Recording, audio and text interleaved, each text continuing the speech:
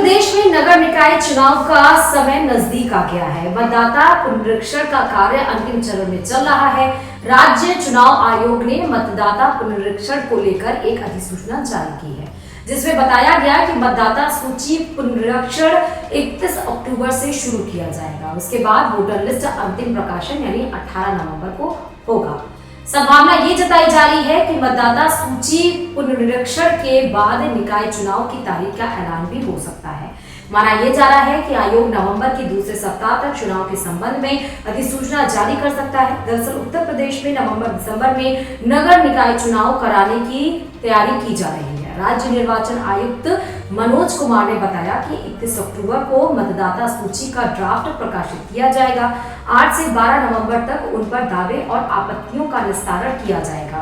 14 से 17 नवंबर तक पूरक सूचियों की पांडुलिपियों की तैयारियां और उन्हें मूल सूची में समाहित करने की कार्यवाही होगी। 18 नवंबर को मतदाता सूची का अंतिम प्रकाशन किया जाएगा। सूची में नाम जुड़वाने के लिए 4 नवंबर तक ऑनलाइन आवेदन कर सकते हैं। इस संबंध में जिलाधिकारियों को निर्देश दिए गए हैं कि पुनरीक्षण कार्यक्रम के बारे में प्रचार प्रसार किया जाए, संबंधित कार्यालयों की सूचना पट पर जानकारी दी जाए। मतदाता अपना नाम सूची में सम्मिलित करवाने के लिए 1 नवंबर से 4 नवंबर तक की अवधि में आयोग की वेबसाइट है http://sec.up.nic.in पर भी ऑनलाइन आवेदन कर सकते हैं। आयोग ने साफ किया है कि किसी भी परिस्थिति में समय सीमा नहीं बढ़ाई जाएगी।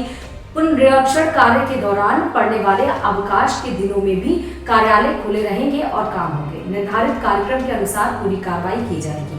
इससे पहले आयोग ने कहा था कि नगर निकायों में वार्डों के पुनर्गठन और परिसीमन के बाद आयोग स्तर पर रिपोर्ट का इंतजार किया जा रहा है। रिपोर्ट मिलने के बाद मतदाता सूची के पुनरीक्षण का काम शुरू किया जाएगा। नगर निकायों में वर्तमान बोर्ड का कार्यकाल 5 जनवरी 2024 को समाप्त हो रहा है। नवंबर-दिसंबर में चुनाव कराने की तैयारी की गई है। यूपी में निकाय चुनाव को माना जा रहा है एक सेमीफाइनल की तरह से। जी हां, इसी साल आखिर में होने वाले शहरी क्षेत्र के निकाय चुनाव को 2024 का सेमीफाइनल भी माना जा रहा है, क्योंकि इसके बाद सीधे लोकसभा का चुनाव होना है। ऐसे में सत्ताधारी बीजेपी से लेकर विपक्षी दल सपा, बसपा और कांग्रेस ने भी अपनी अपनी तैयारी शुरू कर दी है।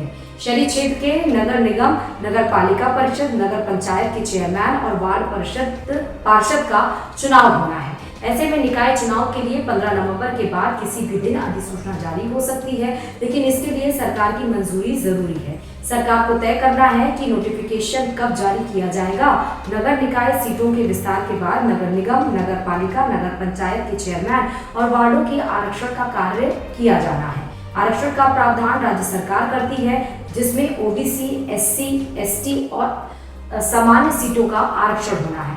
इसके अलावा महिलाओं के लिए भी सीटें आरक्षित की जानी है। एसके सिंह ने बताया कि निकाय सीटों के आरक्षण का काम सरकार को करना है, जिसके लिए जनसंख्या को आधार बनाया जाता है। ऐसे में पहले एसटी समुदाय की जनसंख्या का फिगर आउट किया जाता है और फिर उस क्षेत्र में कितनी सीटें आती हैं उसका मूल्यांकन किया जाता है और फिर आरोही क्रम में रखते हुए तब जाकर आरक्षण तय होता है।